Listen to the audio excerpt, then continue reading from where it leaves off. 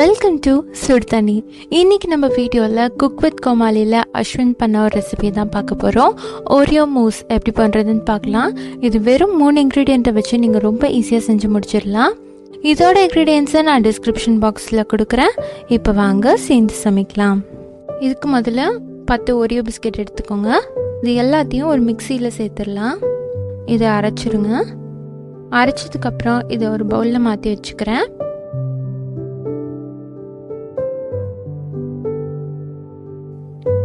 இதிலிருந்து 4 டீஸ்பூன் மட்டும் நம்ம தனியாக எடுத்து வச்சுக்கலாம். மிச்சம் நம்ம அடுத்து யூஸ் பண்ணிக்கலாம், இருக்கட்டும். இப்போ இதோட மெல்டட் பட்டர் சேர்த்துக்கோங்க.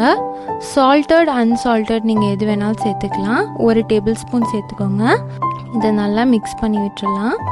இப்போ இதுதான் நம்மளோட பேஸாக இருக்க போது. ஒரு கிளாஸில் இந்த மாதிரி லாஸ்ட் லேயராக இதை செட் பண்ணிக்கோங்க. அடுத்து 200 ml விப்பிங் க்ரீம் எடுத்திருக்கேன். இதை நல்லா பீட் பண்ணிடலாம். உங்கள்கிட்ட பீட்டர் இருந்துச்சுன்னா 5 நிமிஷத்தில் வேலை முடிஞ்சிடும். விஸ்கில் பண்ணிங்கன்னா ஒரு 20 மினிட்ஸ் ஆகும். இது நல்லா சாஃப்ட் பீக் வர அளவுக்கு பீட் பண்ணிக்கோங்க. பார்த்தீங்கன்னா இது ரெடி ஆயிடுச்சு. இப்படி எடுத்து பார்த்தீங்கன்னா அந்த பீக் அப்படியே நிற்கணும். அந்த மாதிரி இது ரெடி பண்ணிவிட்டு இதில் நம்ம மிச்சம் வச்சுருக்க அந்த ஓரியோ பிஸ்கெட்டை சேர்த்துடலாம். இன்னும் நிறைய பிஸ்கெட் வேணாலும் நீங்கள் அரைச்சி இதில் சேர்த்துக்கலாம். உங்கள் டேஸ்ட் படி இது ரெடி பண்ணிக்கோங்க, அதுவும் நல்லாயிருக்கும்.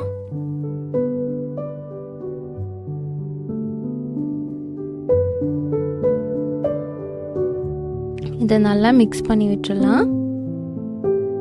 இப்போ இதை நம்ம அடுத்த லேயராக நம்ம போட போகிறோம். உங்கள்கிட்ட பைப்பிங் பேக் இருந்துச்சுன்னா அதில் பண்ணுங்கள். நான் வீட்டில் இருந்த கவரை வச்சு பண்ணியிருக்கேன். அப்படி இல்லைன்னா நீங்கள் ஸ்பூன்லேயே கூட எடுத்து வைக்கலாம். இதை லைட்டாக செட் பண்ணிடுங்க. ஈவனாக ஒரு லேயர் மாதிரி வரணும். இப்போ இது ரெடி பண்ணியாச்சு. அடுத்து நம்ம சாக்லேட் லேயருக்காக டபுள் பாய்லர் மெத்தடில் நான் சாக்லேட்டை மெல்ட் பண்ண போகிறேன். இதில் பாலோ இல்லை தண்ணியோ சேர்த்து இதை நல்லா மெல்ட் பண்ணிடுங்க. நீங்கள் எந்த சாக்லேட் வேணாலும் யூஸ் பண்ணிக்கலாம். டார்க் சாக்லேட் யூஸ் பண்ணிங்கன்னா கொஞ்சம் கசப்போடு தான் இருக்கும். அது அந்த சாக்லேட்டோட ஃப்ளேவர் தான். நல்லா திக்காக தான் இருக்கணும். இது ரொம்ப தண்ணியாகிடக்கூடாது. அடுத்து இதை அடுத்த லேயராக நம்ம ஆட் பண்ணிக்கலாம்.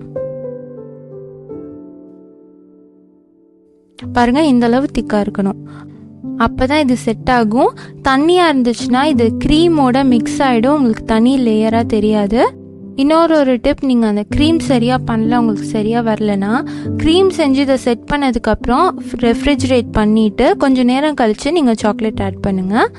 அப்போ உங்களுக்கு தனித்தனி லேயர்ஸாக கிடைக்கும். இப்போ நம்ம இதை ரெடி பண்ணியாச்சு.